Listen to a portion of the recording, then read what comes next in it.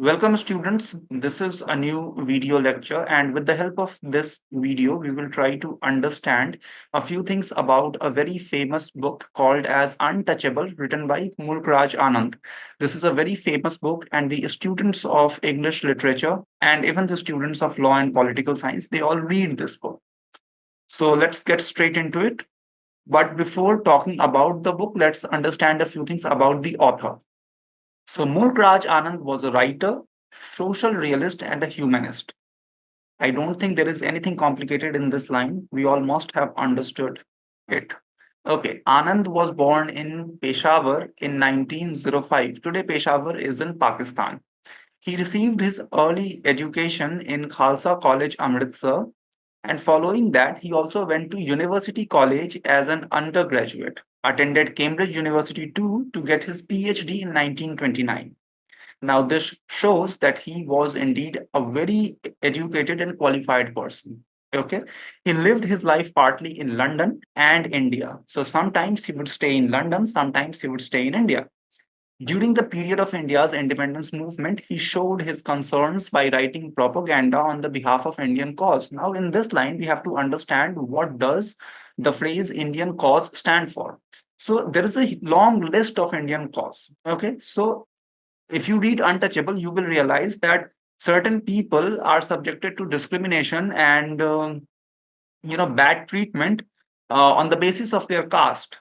So discrimination on the basis of caste is an Indian cause, or rather was an Indian cause during the period of India's independence movement.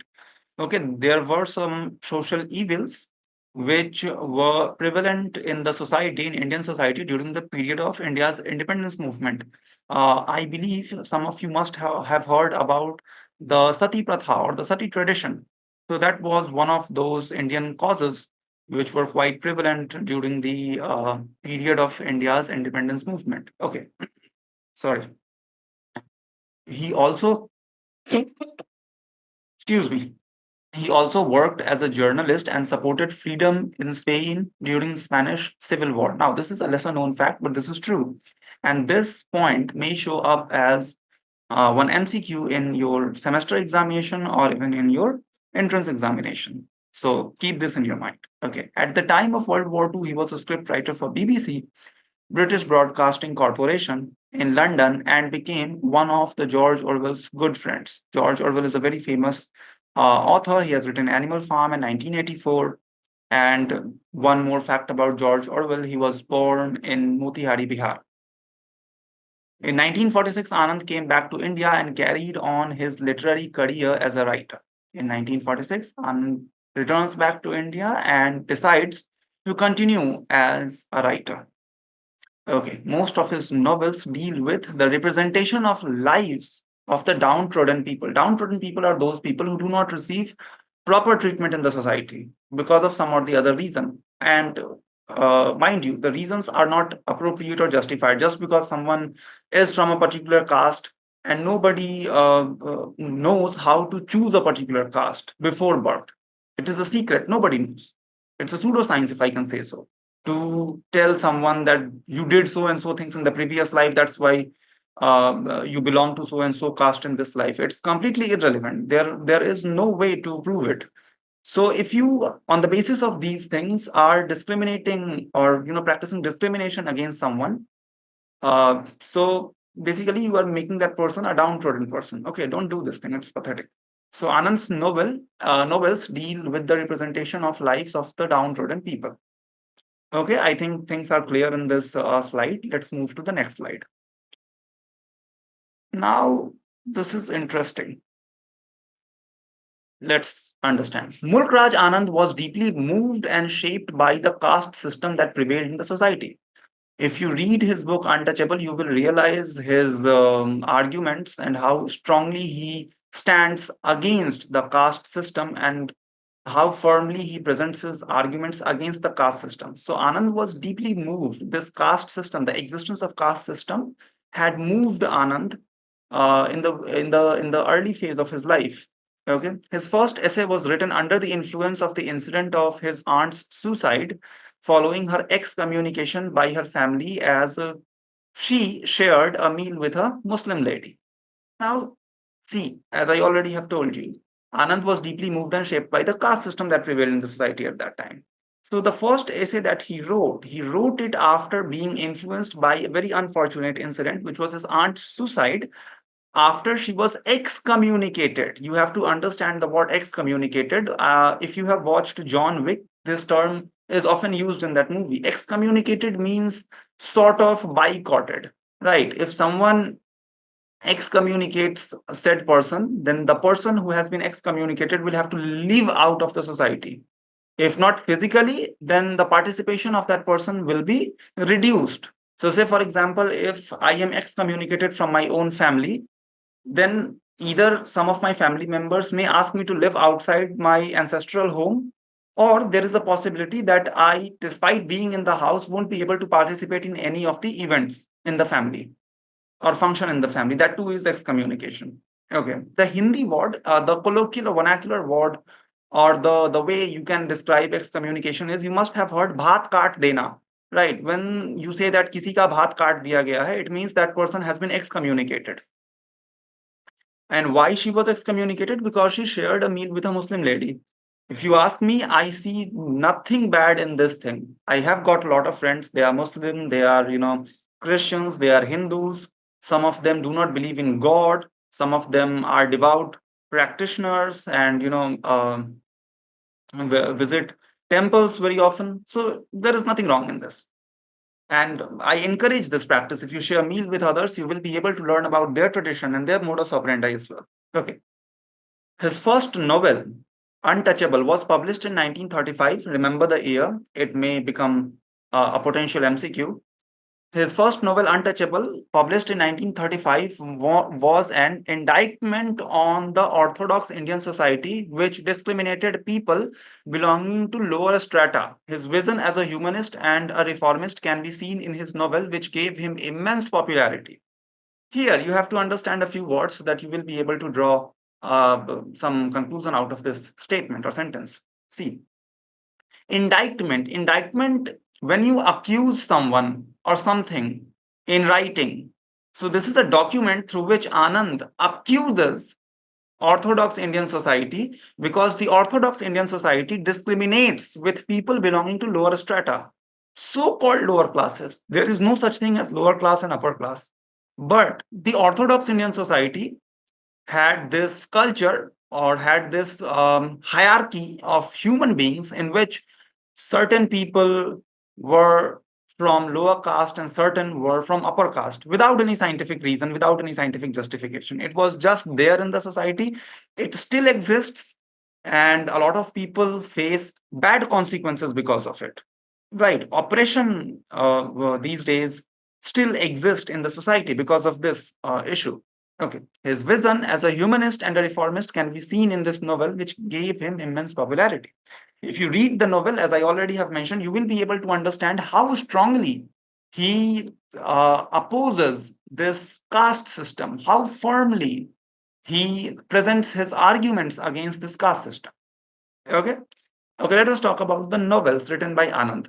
So, Coolie was published in 1936, Two Leaves and a Bud, 1937, The Village, 1939, Across the Black Waters, 1941, The Sword and the Sickle, 1942, The Big Hurt, 1945, and there are some short stories. The short stories are seven in numbers. Okay, always remember the number. This too become MCQ in the examination, that how many short stories have been written by Anand. And there in the option, if there is a number seven, click that option because that is the right option.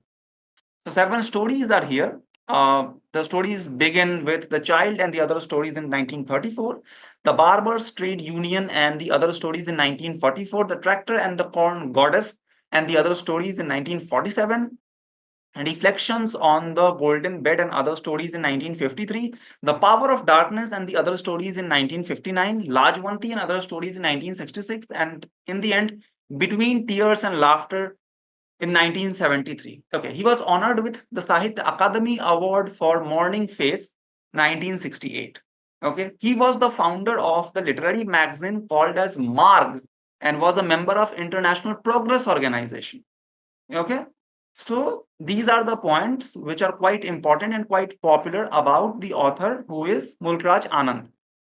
So that was about the author. Now let's move to the next segment. Let's talk about the characters, because to understand the story or the theme or even the summary of the book, it is very important that we understand the characters. Bakha is the protagonist of the novel and introduced to the readers as a young man who has a strongly built body. Okay, he's a strong person. He's a sort of rough person. He does a lot of rough things. He works as a sweeper and cleans public toilet. Very inhumane, but this is what he does on daily basis. Bakha maintains cleanliness throughout his work and remains cautious so as not to spoil his sleeves while doing this job. Now, let me tell you one thing. Cleaning someone else's toilet is not at all an acceptable thing. If someone is doing this thing, if I am cleaning my own toilet, it is pretty much okay. But if I ask someone to clean my toilet, it is a very inhumane thing. I should not be asking for such a service. But in this story, this book, this novel, Bakha, the protagonist, remains engaged in these type of menial works only. But while he does all these things, he ensures that his sleeves don't get spoiled, right?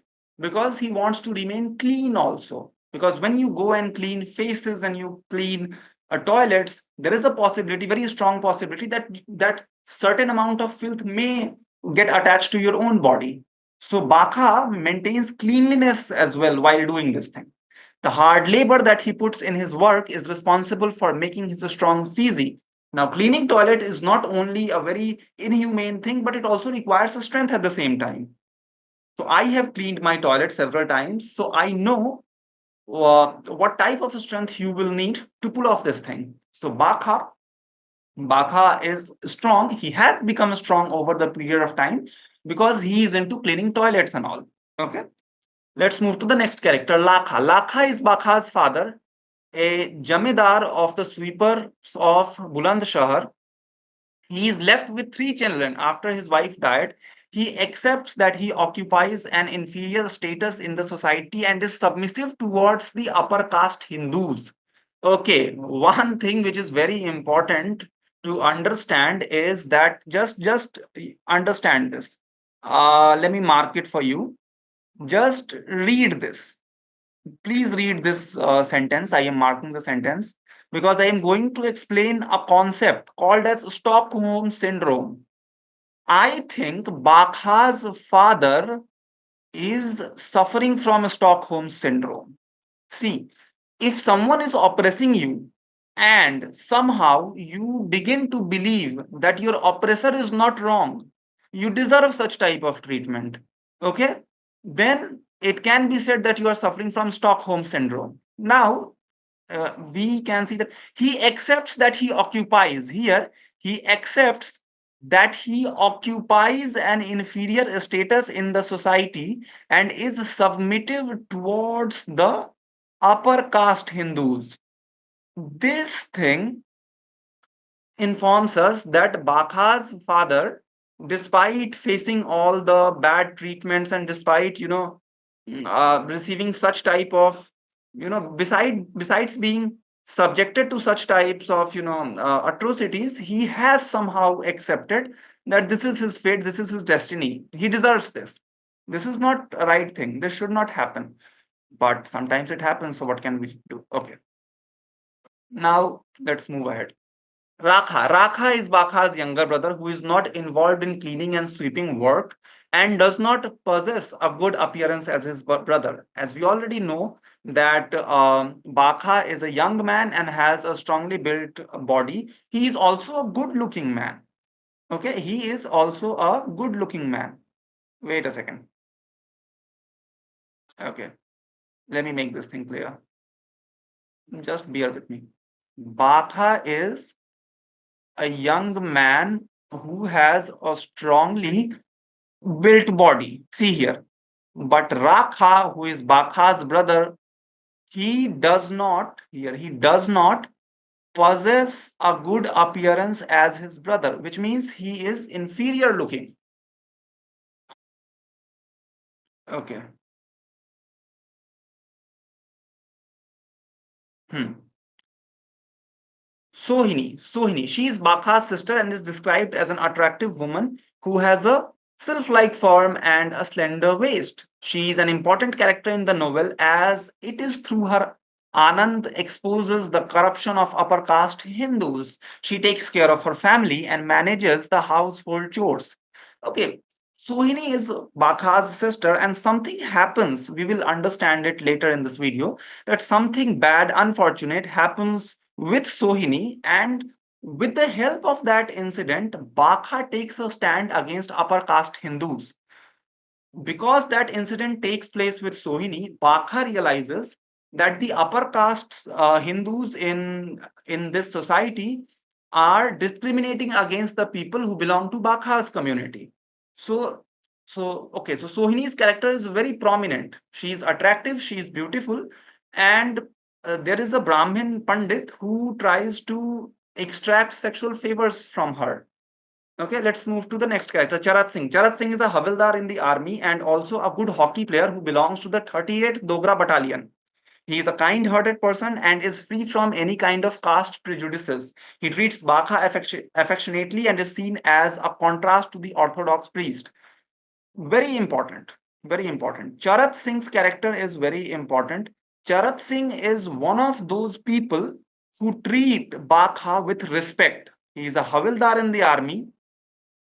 He is a kind-hearted person and is free from any kind of caste prejudices, which means he doesn't believe in these notions based completely on assumptions that just because someone is from a so-called low caste, that person should be treated in a bad manner. He is free from all these prejudices and free from all these assumption-based notions.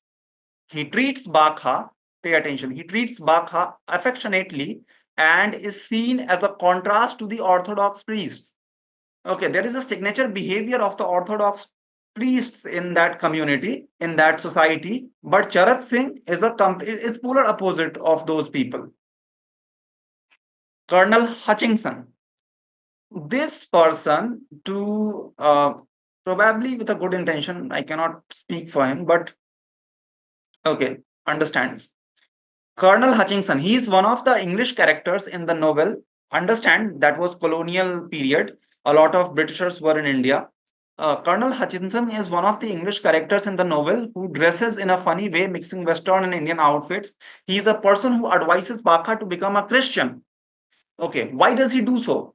So in the novel, if we read it, we will understand that because Bakha was Hindu and caste-based discrimination was prevailing in Hindu society, Hindu community, in Hindu religion, Colonel Hutchinson moots this idea before Bakha that why doesn't he become a Christian? Because if he becomes a Christian, he will not have to face those discriminations because he won't he won't remain a Hindu anymore. If you are not a Hindu, how would someone decide to determine your caste? So you will become free from the caste system and free from the caste system, hence free from discrimination. Okay. Iqbal Nath Iqbal Nath, he is a young poet with with revolutionary ideas and a progressive outlook who is strongly against the practice of untouchability. He provides a solution to eradicate the curse of the society. According to him, the introduction of flush system in toilets will help to improve this evil. Now, back in those days, the sanitation facilities were not so enhanced, right? So humans clean their faces, again, which is very inhumane. But Iqbal Nath is a poet, he is a revolutionary. He gives this idea, this solution to eradicate the curse in the society, that if we introduce flush in Indian society, we won't have to keep Bakha and people like Bakha who would clean our faces, right? So to eradicate this evil, he brings the idea of the introduction of flush system to toilet, right? So now we have covered the characters. Now let's move to the next slide and see what is there. Now we will talk about the book itself, Untouchable. Wait a second. Just a second, just a second. Right. Untouchable. Untouchable is one of the most celebrated novels in the Indian English literature for its realistic rendering of the life of a sweeper boy named Bakha, the protagonist. As I already have mentioned in the starting of the video, then this book is very famous, very popular, and a lot of people have read this book. Why? Because this book will help you understand that discrimination on the basis of caste is not good. If I belong to a certain caste, there is no achievement in that. And if someone belongs to a caste which is not so called among the upper castes, then there is no failure in that. There is nothing to be ashamed of. We do not know how to choose the wombs. We don't know which woman or who would become our mother. So we remain completely unaware of or aloof of this entire thing. So someone might be my mother, anyone could be my mother, and or anyone could be my father. If that person is from a given caste, there is a possibility that my caste too will be the same. But if I receive discrimination on the basis of that, it should not be acceptable, it should not be tolerated. And unfortunately, this thing still prevails in India. Anand wrote this book years ago, but and this book has been read by so many people. But unfortunately, this book hasn't been able to eradicate untouchability completely from the society. And one polity related question also. Article 17 of Indian Constitution speaks against untouchability, right? And speaking of untouchability, there was a time when this untouchable community would have to make noise with the help of wooden clappers while entering into the market so that people would maintain distance from them. How pathetic. Okay, let's move to the next point. E.M. Foster described. Yes, this point is very important. And you, if it is possible, rote memorize this because when you read the preface, you will come across E.M. Foster's description of Bakha. E.M. Foster describes him in the preface to the novel. Bakha is a real individual, lovable, thwarted, sometimes grand, sometimes weak, thoroughly Indian. Even his physique is distinctive. We can recognize his broad, intelligent face, graceful torso, and heavy buttocks as he does his nasty job or steps out of artillery boots in hope of a pleasant walk through the city with a paper packet of cheap sweets in the hand. We already have gone through this point a few times that Bakha was a good-looking person. His physique was very robust. He was a strong individual doing filthy things, unacceptable things, inhumane things, unfortunately. So, E.F. Foster's description of Bakha is very important. If possible, rote memorize it, right? Because sometimes this entire excerpt or extract will show up on the computer screen, and in the option, it will be asked to you that it will be asked of you that who actually gave this description. There, you will have to select E.M. Foster. This novel shows a realistic picture of all the oppressed section of the society during the pre-independence period. Okay, pre-independence, even today, there are certain sections which deal with oppression, right? And this is the unfortunate reality of any society that one section oppresses and one section gets oppressed.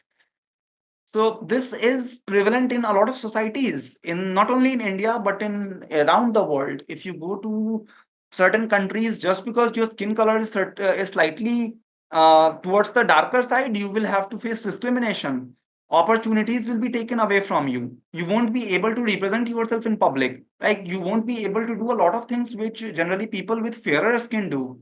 So that thing, apartheid concept. Please, this is a homework for all of you. If possible, go and read about apartheid and Nelson Mandela. Okay, read about Booker T. Washington. So you can keep these names in your additional reading list.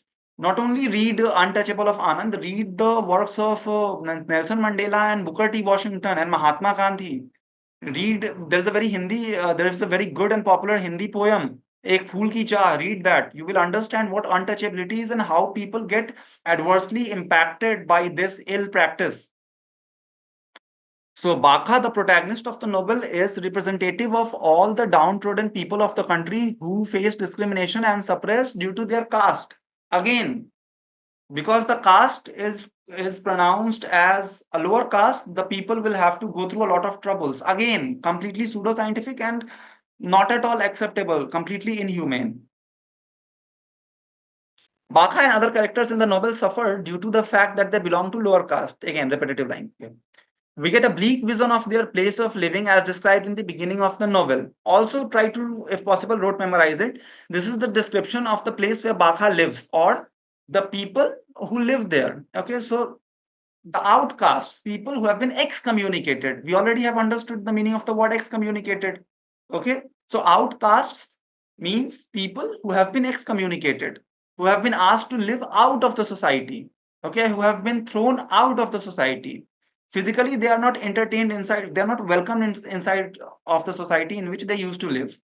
Okay, the outcasts colony was a group of mud-walled houses. Gilawe ka ghar, mud-walled houses. If you go to villages, and some villages in India have these houses in which bricks have not been used. The walls are just mud, okay?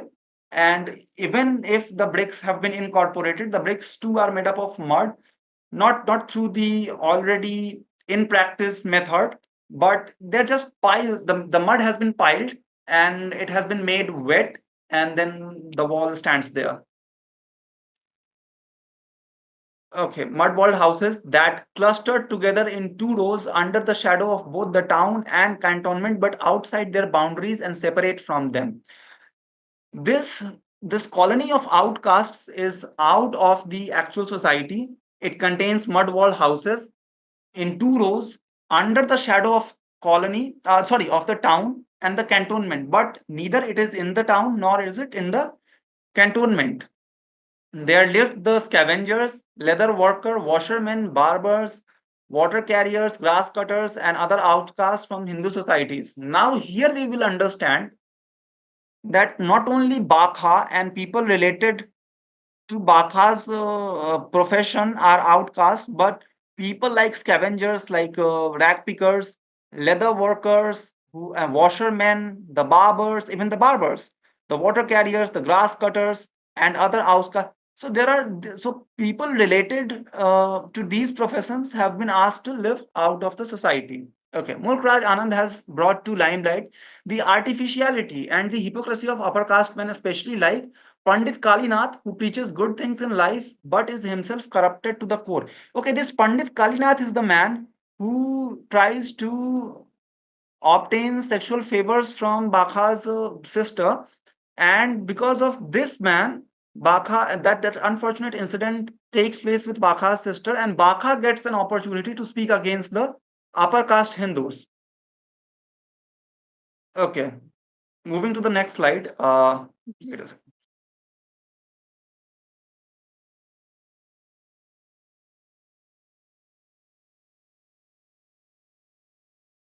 Yeah, just a second.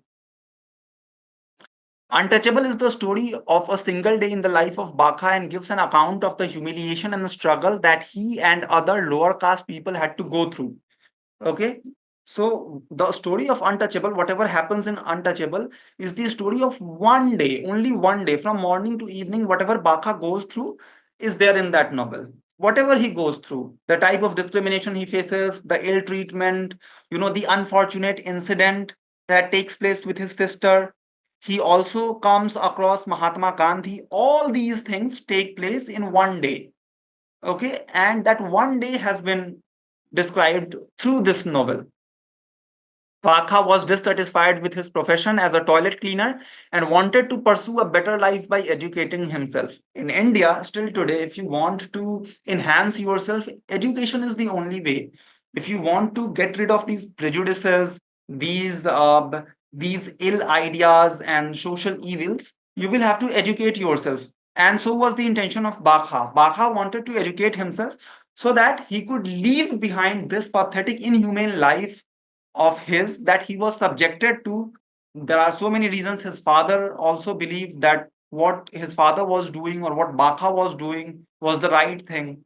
So he wanted to just leave this life behind and move ahead by educating himself. The lower caste people were restricted from drawing water from wells. Now we all know that when discrimination takes place in society, a lot of consequences are faced by the people who are subjected to discrimination. So lower caste people were restricted from drawing water from wells, entering temples, or touching anything, as it was believed that things would become polluted if they were touched by untouchable. It is completely baseless. It is completely baseless. Nothing becomes impure if someone touches it, right? Impurity is not contagious. If I touch someone, people will not become impure. Or if someone is so called impure with my touch, they are not going to become pure. It is pseudoscientific. Okay, we have to leave these beliefs behind. Okay, everybody is a human. We have to at least give him or her that much respect which each and every human must have, which is non negotiable. Okay, don't don't have inhumane conduct for others. So yeah. Okay, Bakha was also subjected to mental and physical abuse. Physical abuse is obvious, and what happened to his sister uh, might have, rather must have, resulted in mental abuse, mainly by the upper caste Hindus.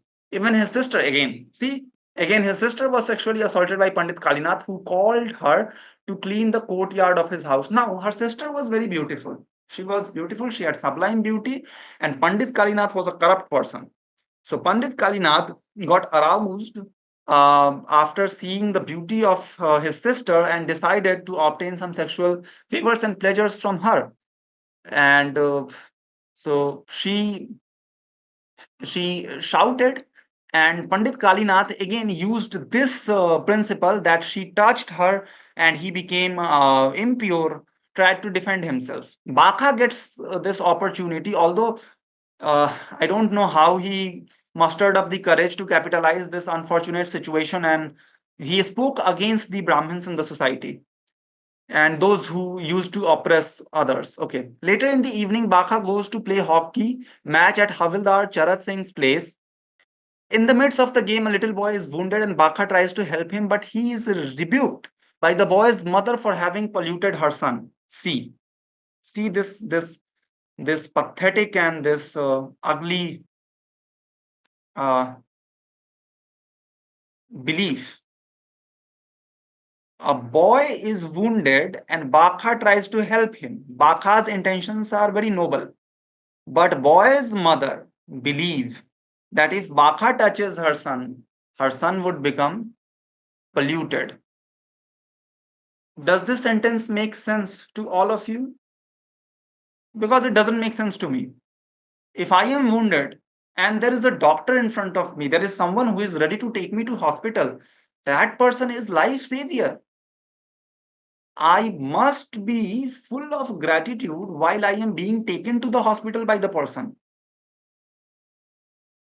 Anyway. However, on one occasion, Bakha gets inspired after listening to Gandhi's thoughts about untouchability, which he regarded as malpractice and wanted people to get rid of. Okay, not only Bakha regarded untouchability as a malpractice, untouchability is indeed a malpractice. Oh, what happened?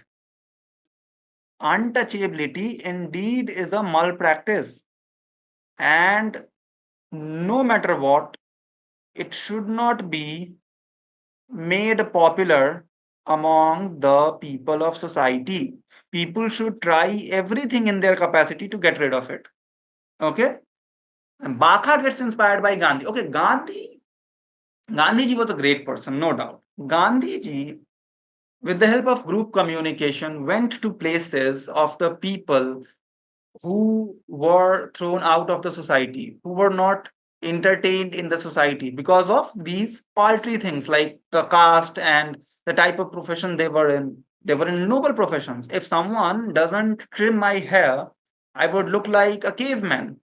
But the person who trims my hair, and while he is trimming it, I am not full of gratitude. Once he trims the hair, I kick him out of my house. What a pathetic person I am. So Gandhiji contributed in the eradication of untouchability and such malpractices on a large scale. We cannot overlook his contribution. Okay. Now moving to the next slide. The novelist provides three different alternatives to ensure a better life to the protagonist and the people of his community. Okay, the author provides three different. Bakha was advised by Colonel Hutchinson to convert to Christianity that is devoid of any caste system, and he would never face discrimination in his life anymore. I already have made it clear in the character slide that Hutchinson asked Bakha to accept Christianity, because in Christianity, according to Hutchinson, there was no such thing as caste system. However, in foreign countries, if we read, we will learn that although caste system doesn't exist there, or caste system is not so prominent, there are other ways by which people are subjected to discrimination. Okay. Moreover, Gandhi's views on untouchability and education he imparted to these outcasts have enlightened people to a great deal. I already have said this thing. Gandhi's contributions cannot be overlooked. He contributed on a large scale in the eradication of untouchability and other ill practices, malpractices.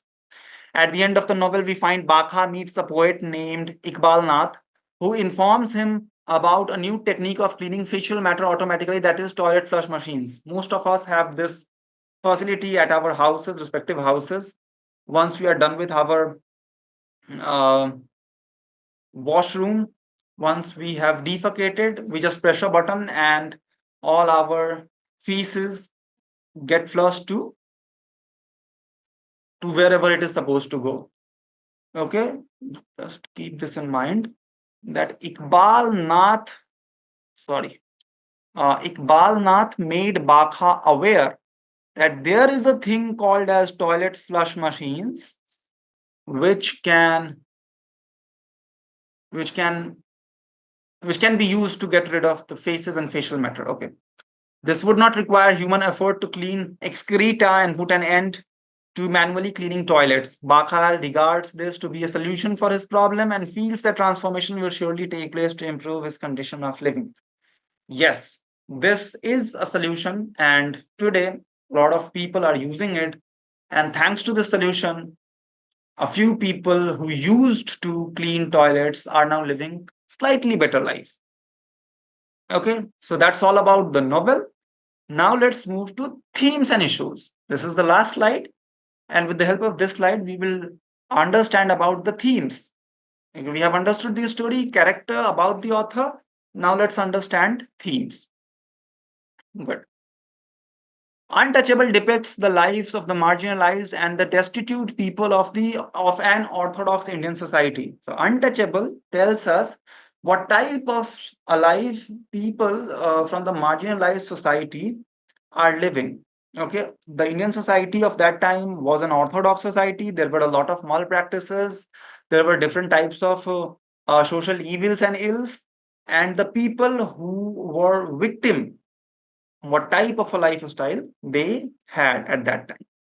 The novel is an indictment, again, it's an accusation of the snobbery and hypocrisy seen in the upper caste section of a Hindu society. Good. Okay. Through this document, Anand not only informs us that certain things are taking place in the society, but he also positively accuses the people who are perpetrating it, who are executing such type of discrimination, who are supporting it, who have got arguments, lot and lot of arguments to support the discrimination, who think that just because they are from so-called upper class, they have this authority to oppress others. In the novel, we are told that the untouchables referred to as panchnamas cannot even draw, panchamas. Sorry, my bad. I mispronounced a word. Cannot even draw water from wells as it might be contaminated by their touch. Okay, let me tell you one thing. Let us understand this with an example.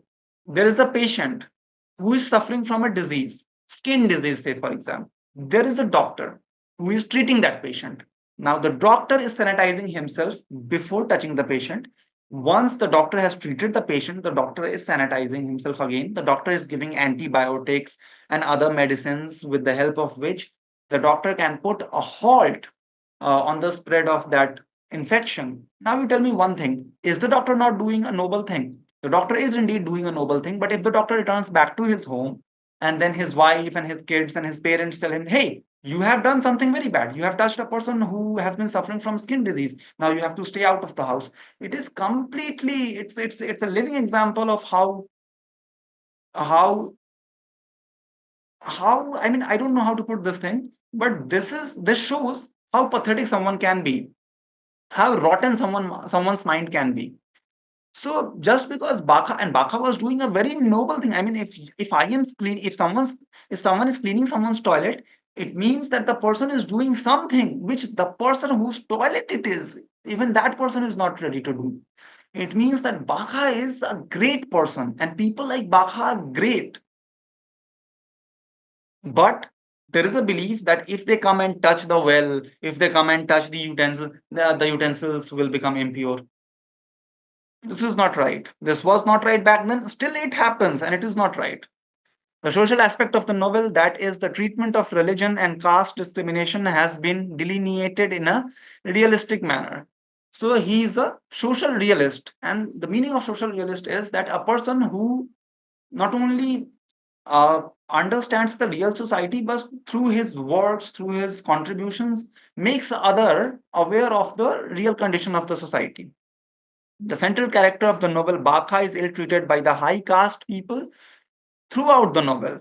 In the novel, the character of Kalinath, who is a religious man, presents hypocrisy and corruption that some people are engaged in to exploit the ignorant and downtrodden people. Okay, Bakha wants to improve his lifestyle by educating himself. It means that people who belong to his community, they do not have access to education. So this, because they do not have access to education, this sort of shortcomings of there is being exploited by people like Kalinath, who know a few things about a few things, who is not an expert, but certainly knows a few things about a few things, and weaponizing his knowledge to exploit others. So Kalinath is a religious man, and there are a lot of people like Kalinath who, use their uh, position in the society to exploit people like Bakha. So, having said that all, I think I have covered a lot many points relating to this book. I hope this video helps you all. If it helps you, uh, kindly let us know about it, and in the comment section, write down your views and opinions. Thank you very much. Thanks for watching. Thanks for staying with me for so long. Thank you very much in the end. And